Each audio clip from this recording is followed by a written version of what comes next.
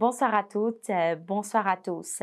Les coopératives des maraîchers ont bénéficié d'une nouvelle technique agroécologique à travers un champ école paysan. C'était hier mardi 19 mars 2024 à Zéé.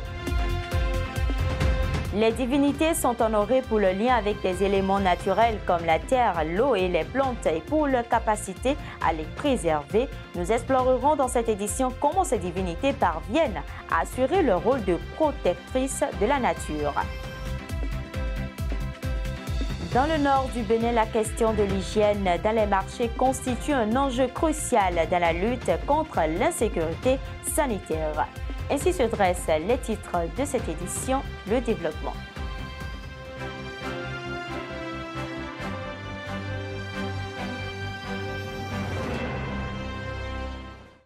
Nous démarrons par la météo. Demain jeudi, dans la capitale économique du Bénin, Cotonou, c'est un mélange de soleil et de nuages. Le ciel se dégagera, les températures varieront entre 28 et 33 degrés Celsius au cours de la journée. Le soleil va se lever à 6h53 et va se coucher à 19h.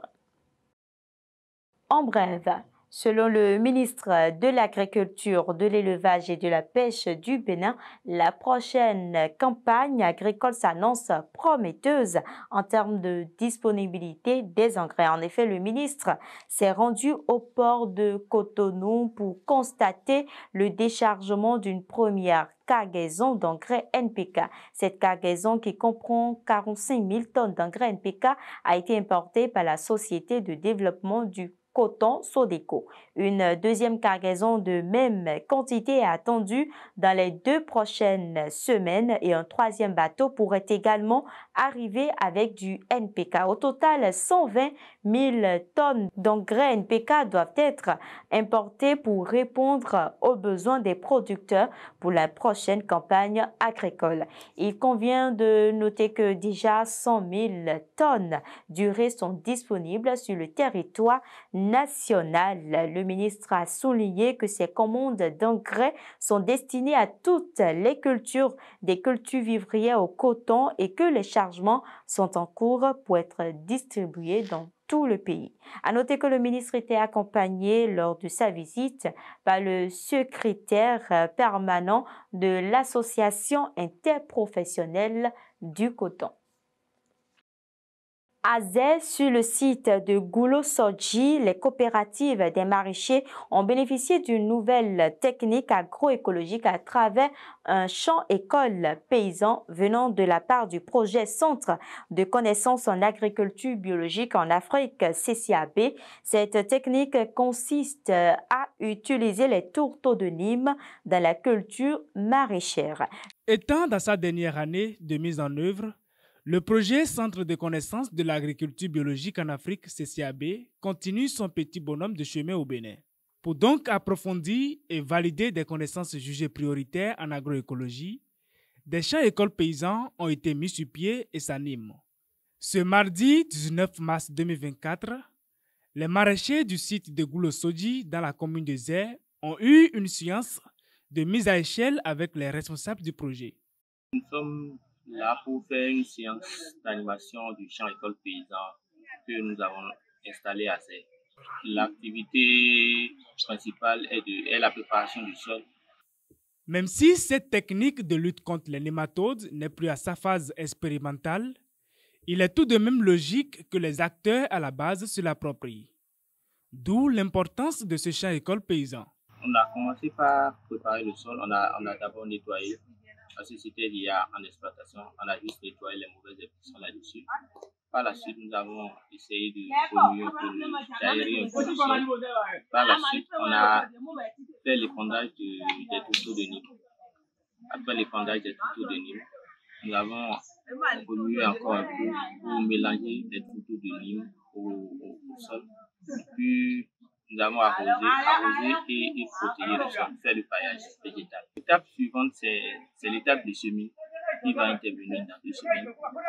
Mais le résultat attendu, c'est que la parcelle qu'on utilise actuellement est infectée par les nématodes. Or, les tourteaux de Nîmes sont réputés pour lutter contre les nématodes, surtout en agroécologie. Très enthousiastes et contents de cette nouvelle technique apprise, les paysans pensent assurer la restitution dans leurs coopératives respectives. Une fois rentré à la maison, je vais faire la restitution, en effet. Les amener, les contraindre ici à adopter la technologie. Bon, coopérative tant de moins de messages de wafi. Et wafi tini, nous les collègues de quoi, les collabos de quoi, les bleus planches de quoi, voiture bois bleu, fumée de fond, la planche au lait de quoi. Moi, mais le coup, il faut là, bevi et ton le coup de mon wafi allait, il a deux pays dans Yosule. Bon, Yosule n'a rien d'eau. Il a bleu, donc, les gars, le coup de l'eau, il a le bleu. Bon, il a mon coup de dedans. Clôturé sur une note de satisfaction, il faut rappeler qu'en dehors de Zé, le projet anime également des champs écoles paysans à Adjara, Savalou et Parakou. Parlons environnement. Les personnes touchées par la libération des 80 hectares d'Adouko-Togben sont invitées à prendre des mesures pour le paiement. C'est ce que stipule un communiqué daté de ce lundi 18 mars 2024 émis par le président de la Commission interministérielle d'expropriation chargée d'indemniser les personnes affectées par les projets le long de la route des pêches. Dans ce communiqué, le président rappelle que le gouvernement a débloqué l'intégralité des fonds nécessaires à l'indemnisation de toutes les personnes affectées dans cette zone. Les fonds sont déposés à la Caisse des dépôts et conciliations du Bénin. Le président invite les personnes concernées à déposer leur demande de paiement auprès du secrétariat de la commission située à Fidjosé dans la 2e rue à gauche en venant des pavés de Calvaire. Les personnes peuvent également appeler le numéro de téléphone 63 47 30 60 pour procéder immédiatement à la libération de leur montant d'expropriation. Dans de nombreuses cultures, les divinités occupent une place centrale dans la relation entre l'homme et la nature. Elles sont souvent associées à la terre, à l'eau, aux plantes et bien d'autres ressources naturelles au vu de leur capacité à protéger et à préserver ces dernières. Comment elles continuent d'assurer le rôle de gardienne? Réponse avec Rebecca Kanfoui-Kansou, Martial Aransou et Brunel Kokolou. Dans les profondeurs de nos traditions, les divinités interviennent pour préserver les richesses naturelles de notre planète. De Oro à Zangbetor, en passant par Egungun et bien d'autres, elles veillent sur nos rivières, forêts, montagnes et les océans. Elles permettent de limiter la chasse destructive et la coupe des arbres sacrés. Vous allez voir qu'il y a toujours la forêt dédiée à Oro. Et dans cette forêt dédiée à Oro, par exemple, vous n'êtes personne pour aller couper les espèces végétales qu'il y a dedans. Cela participe à la protection de la forêt, ça lutte contre la déforestation et ça lutte contre l'exploitation abusive de nos ressources naturelles qui sont autour de nous. Ça, ce n'est qu'un exemple. Mais au-delà de ça, vous avez le sapata on peut implanter le sapata quelque part et autour, vous n'avez pas le droit de couper. Il y a des arbres qui constituent en même temps, au pied de cet arbre, on fait des libations, ou bien on fait certains sacrifices et on sacralise l'arbre là. Ou bien, c'est un cours d'eau que vous pouvez trouver dans la région de Kobé, par exemple, un cours d'eau qu'on a sacralisé. Ces traditions anciennes offrent des exemples inspirants de protection de l'environnement basés sur la spiritualité. À travers les âges, les divinités ont joué un rôle essentiel dans la préservation des ressources naturelles. Les divinités ont un grand rôle dans la protection des ressources naturelles. Si beaucoup de ressources existent encore de nos jours, c'est parce que les divinités ont été à la base de leur protection.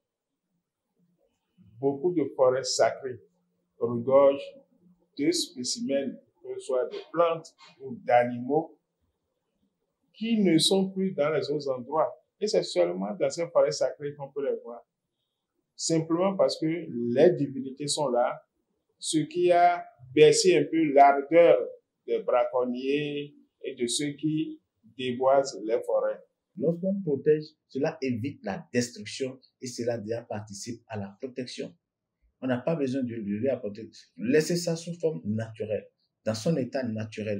En mettant en avant le lien sacré entre l'homme et la nature, ces anciennes traditions offrent des perspectives précieuses sur la gestion durable de nos ressources. Il urge de continuer dans cet élan pour assurer un avenir prospère pour les générations à venir.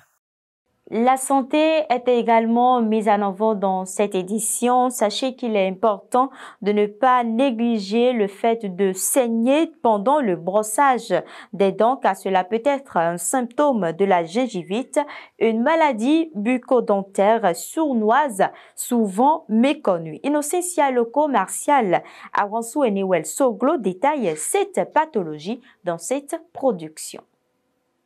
Dans le monde, environ 44% de la population de la région africaine sont touchés par une maladie bucco-dentaire. Parmi celles-ci, il figure la gingivite. Un simple saignement et des douleurs au niveau des gencives, un constat quotidien. Cependant, ces signes banals sont déclencheurs de la gingivite, ce que la population ignore. Non, je ne connais pas la maladie qu'on appelle gingivite. Une fois en passant, oui, j'ai un ami, ça lui est arrivé une fois, même sans brosser les dents. Il sort et le sang sort dans sa bouche. Moi, j'ignore. Moi, je dis souvent que si on perd une bonne brosse, on se brosse les dents avec. Et ce sont les raisons de saigner. Non, je me suis dit juste que c'est des trucs normaux qui arrivent à tout le monde. Je n'ai jamais imaginé que cela pourrait être les signes, les symptômes d'une maladie. Une inflammation des gencives qui nécessite un suivi primordial à ne pas banaliser. Des signes négligés et non pris en charge qui peuvent engendrer d'autres pathologies selon le dentiste Dimas Akpovi. Cette affection bucco-dentaire est une affection multifactorielle, c'est-à-dire ça a plusieurs causes. La première cause qu'on remarque fréquemment, c'est la mauvaise hygiène bucco-dentaire. Ce qui provoque ces gingivites, c'est lorsque les aliments vont se déposer sur les dents et sous les gencives. Après, ça forme une matière qu'on appelle la plaque dentaire. Après, cette plaque dentaire se transforme en une matière un peu plus dure qu'on appelle les tartres. Et pour remédier à cela, des gestes sauveurs sont recommandés par les spécialistes du domaine. La bonne technique, c'est la technique verticale. Donc, on fait des mouvements verticaux, comme ça. On balaye de la gencive vers la dent. Vous voyez, de la gencive vers la dent. Et non comme ceci. Là c'est la mauvaise technique. La bonne technique, c'est ça. On balaye de la gencive vers la dent. Gencive vers la dent. On répète la même chose à l'intérieur de la gencive vers la dent.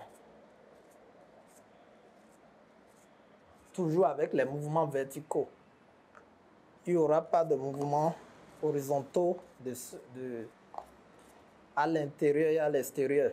Maintenant, pour ces faces de la dent, on peut faire des mouvements horizontaux à ce niveau. Également à ce niveau, on peut faire des mouvements horizontaux. Mais ici, rien que des mouvements verticaux de la gencive vers la dent. On prend également le bas, c'est la même chose. On balaye de la gencive vers la dent.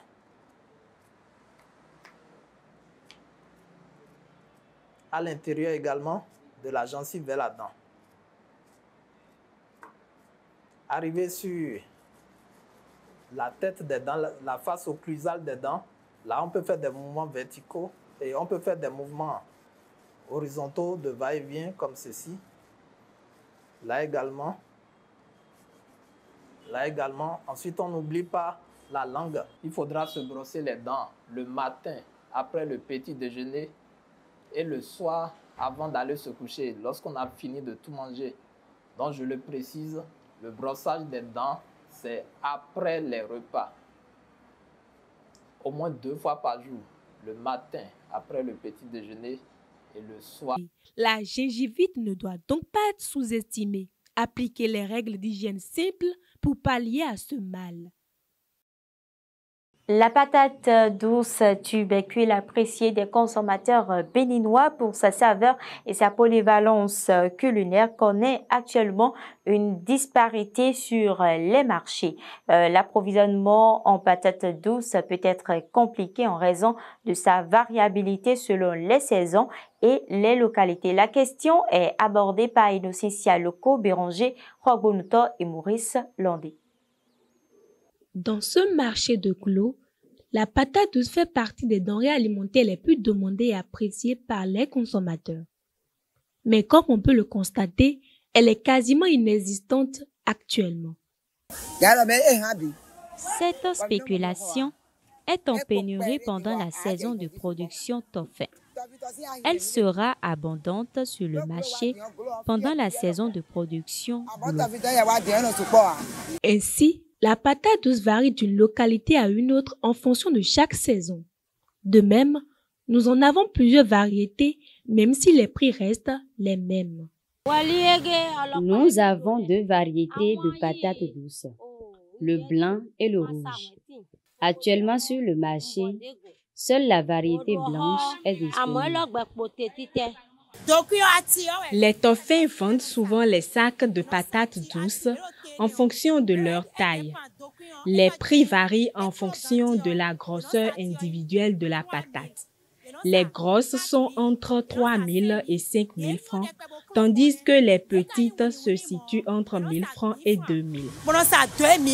Pour mieux vendre leurs marchandises, les commerçantes rivalisent pour les présenter. Outre la vente de patates douces fraîches, de nombreuses commerçantes et même entrepreneurs proposent des produits dérivés tels que des chips, offrant aux consommateurs des alternatives pratiques et savoureuses pour découvrir de nouvelles facettes de ce trésor culinaire. La patate douce a un fort potentiel sur nos marchés à condition de répondre aux nouveaux défis de la production et de la transformation.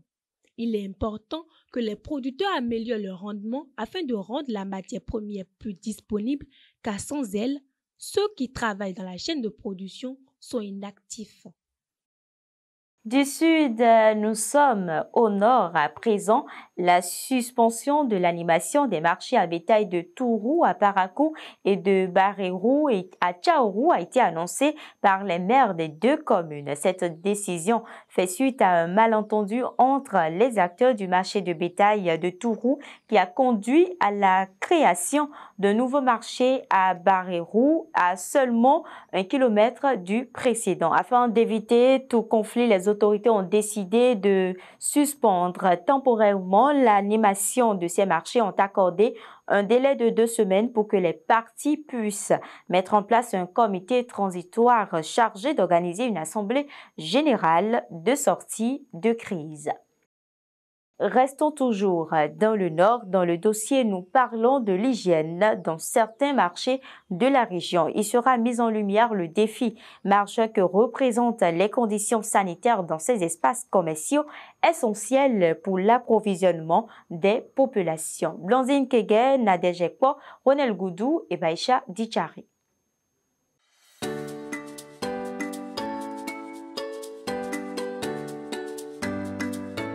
Dans les marchés de la cité des Kobourou, le constat est alarmant. Les aliments sont exposés sans protection, attirant des mouches et de la poussière. Une situation vivement critiquée par les usagers de ces lieux de commerce. Les tomates fraîches et la viande et les fromages, ça qui peut rendre malade. Les mousses peuvent polluer si ça. Kubani nyami ya ndihinu kwa beham bibe hala goy kenken ba honé bu gulo ba gura ba ga buda kiba to yen kuro so go ekin ba won ti anwa mi ba ni so de yire ba ne an gura mo so men pa so ne ga ekin wa en ka kin gero me so ko hunu so me ba handa nu kwase de we ça. Une équipe de notre rédaction s'est rapprochée du responsable du marché Arzeke pour savoir s'il est informé de cette situation déplorable. Il a promis se rendre dans le marché pour constater de visu les faits afin de prendre les mesures qui s'imposent.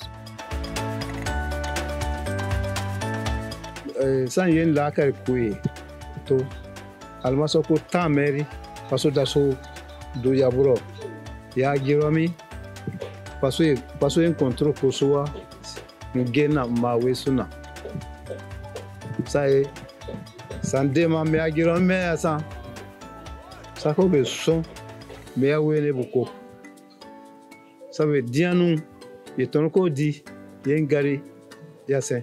Suite aux déclarations du chef du marché Arzeke, nous nous sommes rendus à la brigade de la police sanitaire pour nous informer des mesures prises en cas de manque d'hygiène dans les marchés. Nous, à la police sanitaire, nous passons de temps en temps au marché pour pouvoir quand même dissuader ceux ou celles qui sont là en train de vendre et qui ne veulent pas observer les règles d'hygiène qu'il faut. Les vendeurs, les vendeuses prennent quand même des mesures devant nous ou même tout juste quand elles apprennent que la police sanitaire dans le marché, ces dames-là, ce n'est pas qu'elles ne savent pas de façon concrète, ce n'est pas qu'elles ne savent pas ce qu'elles sont en train de faire. Mais notre lutte, depuis que nous sommes sur le terrain, a été vaine. Ça, il faut qu'on vous dise la vérité. Concernant la viande, parce que la viande, c'est les gens, ils sont là avec leur couteau. Quand tu veux réagir de façon chaude, là, on va prendre couteau sur toi. Ou bien tu seras plus mal vu. Mais il y a eu des séances qu'on a organisées. Pour améliorer l'hygiène des aliments dans les marchés, il est important de garder les aliments dans les endroits propres et secs, à l'abri de la saleté et de la poussière, car la bonne santé de la population en dépend. Nous sommes en Éther à présent selon la plateforme ivoirienne pour le cacao durable PICD. Le mécanisme de vente par anticipation du cacao en Côte d'Ivoire présente des faiblesses.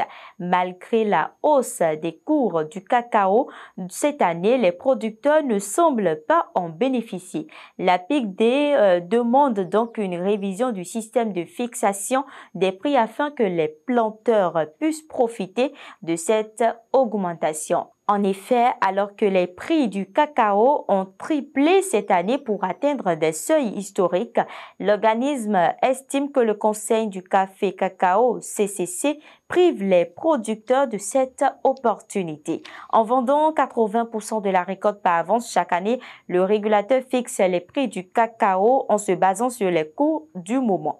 Le tarif actuel est identique à celui fixé en octobre dernier, ce qui est considéré comme bas par rapport à celui appliqué au Cameroun.